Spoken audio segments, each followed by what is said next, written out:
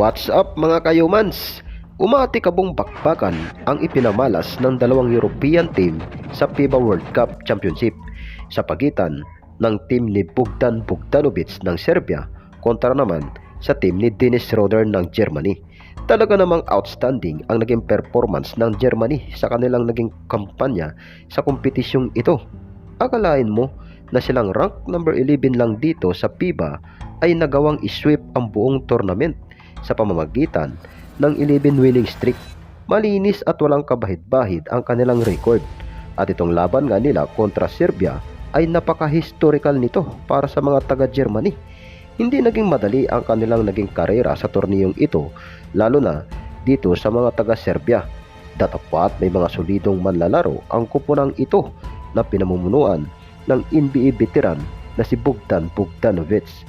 First quarter pa lamang ay diktikan na kaagad ang naging labanan, sagkutan ng puntos at nagsitalsikan pa nga ang mga likido nang napasigaw si Bogdan Bogdanovic nang kanyang naipasok ang step back 3-pointers na ito sa sukdulang bahagi ng ikalawang yugto.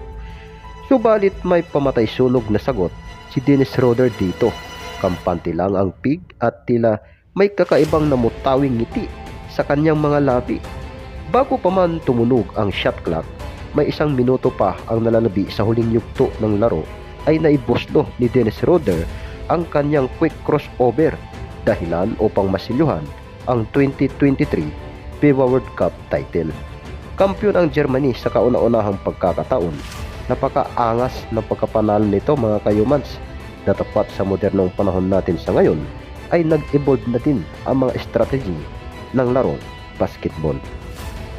Maibaling naman natin ang atensyon sa team ng United States na siyang dominante sa kompetisyong ito simula pa noon. Subalit anyari, humina na nga ba sila? Gayong puro legit NBA players pa rin naman ang mga nasa roster nito. 2 consecutive na kasi itong nangyari sa kanila mga kayumans. Tatapwat noong 2019 ay natalo rin sila at nakontinto na lamang sa 7th place. At kakatapos lang na FIBA ay pinataob pa sila ng rank number 15 na Canada for bronze medal.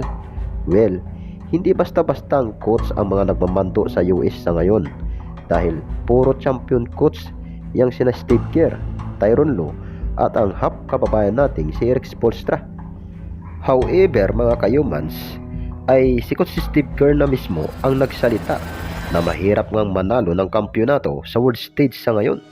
So, let's see na lang sa Olympic. Alright mga kayumans, itong inyong Ayumans TV nagsasabing lahat ng problema ay may kaakibat na solusyon. Kung may dilim, may liwanag. Kung may lungkot, may saya. Habang buhay, may pag-asa. See you next time!